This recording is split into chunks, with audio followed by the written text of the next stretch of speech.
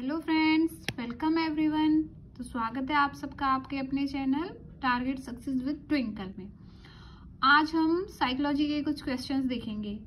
जैसे कि आप सब लोग जानते हैं, टीचिंग से रिलेटेड कोई भी एग्जाम हो, कहीं भी हो, यूपी में हो, हरियाणा में हो, कहीं भी हो, तो सीडीपी यानी चाइल्ड डेवलपमेंट पेडोलॉजी 10 मार्क्स का पूछते ही पूछते हैं। तो इसके लिए हम आज कुछ क्वेश्चंस देखते हैं, ठीक है। चलिए, तो बिना टाइम वेस्ट किए शुरू करते हैं अपने क्वेश्चंस। स्कूल कॉम्प्लेक्स का प्रत्यय किसने प्रस्तुत किया था? यानी the concept of school complex given by किसने दी थी, बताइए। तो इसको दिया था कोठारी आयोग ने। कोठारी कमीशन आया था ना एक, उसने दिया था इसको। Okay, next question. उत्तम शिक्षा की शैली क्या होती है, बताइए। उत्तम शिक्षा की शैली प्रजातंत्र के मूल्यों के अनुरूप होनी चाहिए। यानी हम एक डेमोक्रेटिक कंट्री में रहते हैं, तो हमारी जो शिक्षा है वो इसी बेस पे होनी चाहिए, ठीक है। चलिए नेक्स्ट क्वेश्चन देखते हैं। विद्यालय की गुणवत्ता सुधार के लिए सबसे अधिक प्रभावशाली कारक क्या है, बताइए क्या है। यानी अगर किसी स्कूल की शिक्षा में यानी एजुकेशन में इम्प्रूवमेंट लाना है, तो उसके लिए सबसे इम्पोर्टेंट थिंग क्या होगा, तो वो होगा प्रतिबद्ध अध्यापक। यानी टीचर को अपने तरीके से डिसिप्लिन होना चाहिए, ठीक है, तभी तो वो स्टूडेंट्स को सिखा पाएगा, है ना। चलिए नेक्स्ट क्वेश्चन देखते हैं। अध्ययन की वे विधियां जो कारणों व उनके परिमाणों के संबंध की खोज करती हैं क्या कहलाती है। यानी कोई भी चीज में हम अगर किसी चीज को पढ़ते हैं और उसकी वो विधि जो उसके रिजल्ट निकाल के हमें देती है, किसके थ्रू हम किसी का रिजल्ट पता कर सकते हैं, बेसिकली पूछा ये गया। तो हम रिजल्ट का पता लगा सकते हैं प्रयोग करके। कोई भी हम एक्सपेरिमेंट करते हैं तो उसका रिजल्ट तो कुछ ना कुछ आता ही है। इसी तरीके से अध्ययन की वो विधियां जो कारणों व उनके परिणामों के संबंध की खोज करती हैं कहलाती है प्रयोगात्मक विधि, ठीक है। Next question. शिक्षण में सबसे महत्वपूर्ण तत्व क्या है, यानी टीचिंग में सबसे ज्यादा इंपॉर्टेंट रोल कौन प्ले करता है, बताइए। तो बताइए कौन प्ले करता है। इसका आंसर होगा अध्यापक एवं विद्यार्थियों का संबंध, यानी the relationship between the teacher and the student. क्योंकि किसी भी चीज अगर टीचिंग पूरी तरीके से अध्यापक और स्टूडेंट दोनों पे ही डिपेंड करती है। अगर उनके आपसी संबंध अच्छे हैं या उनका आपसी संबंध अच्छे विचारों पर आधारित है, तो ऑब्वियसली टीचिंग भी बहुत अच्छी होने वाली है। Okay, next question. Operation black board का संबंध किससे है, प्राथमिक से, माध्यमिक से, कौन से शिक्षण से है इसका संबंध। तो इसका संबंध है प्राथमिक शिक्षण से, ठीक है। Next question. छात्रों के प्रति अध्यापक का व्यवहार कैसा नहीं होना चाहिए। इस क्वेश्चन में पूछा यह गया, कभी भी किसी भी टीचर को किसी बच्चे का मजाक नहीं उड़ाना चाहिए, यानी व्यंग्यपूर्ण उसका कभी भी आचरण नहीं होना चाहिए, क्योंकि ये चीज नेगेटिविटी की तरफ बच्चे को लेकर जाती है, ठीक है। चलिए नेक्स्ट क्वेश्चन देखते हैं। विचार संप्रेषण को रोचक बनाने के लिए एक महत्वपूर्ण साधन क्या है। यानी हम अपने जो थॉट्स हैं वो किसी के लिए पहुंचाने के लिए एक बताइए क्या चीज एक अच्छा रोल प्ले करती है। तो ये होते हैं ऑडियो विजुअल एड्स, यानी श्रव्य दृश्य साधन। क्योंकि कोई भी बच्चा ऑडियो विजुअल एड्स की हेल्प से बहुत अच्छे तरीके से किसी चीज को अपने अंदर ढाल सकता है, यानी उन विचारों के अनुरूप वो अपने आप को बना सकता है। Next question. प्राथमिक स्तर पर शिक्षा का माध्यम क्या होना चाहिए, यानी प्राइमरी लेवल पर हमें बच्चों को शिक्षा किस लैंग्वेज में देनी चाहिए। तो बताइए, तो इसका आंसर होना चाहिए प्रादेशिक एवं मातृभाषा। क्योंकि मदर टंग एक ऐसी भाषा होती है जिससे बच्चा पहले से ही परिचित होता है, तो उसे मदर टंग में ही अपने तरीके से सिखाना चाहिए प्राथमिक स्तर पर, यानी प्राइमरी लेवल में the medium of education should be mother tongue. Okay, next question. उत्तम शिक्षा वही है जो क्या करती है, बताइए। उत्तम शिक्षा से क्या होता है, वह है जो व्यक्ति का सर्वांगीण विकास कर सके, यानी all round development of a man.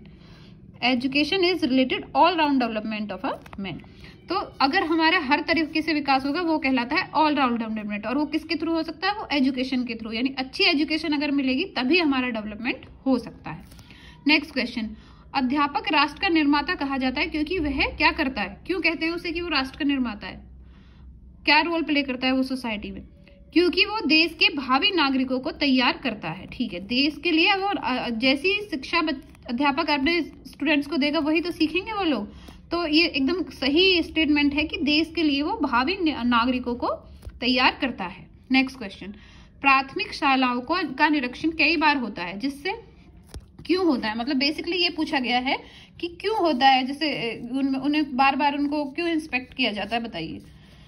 तो ये इसलिए होता है जिससे कि शिक्षण अधिगम कार्य सुचारू ढंग से चल सके, ठीक है, जिससे कि जो टीचिंग का वो चल रहा है वर्क वो अच्छे ढंग से हो सके। नेक्स्ट क्वेश्चन अच्छा, एग्जाम में कुछ इस तरह के क्वेश्चन भी पूछे जाते हैं कि ये स्टेटमेंट किसका है, ये किसने लिखा है, तो ये इनकी भी थोड़ी सी प्रैक्टिस कर लेते हैं।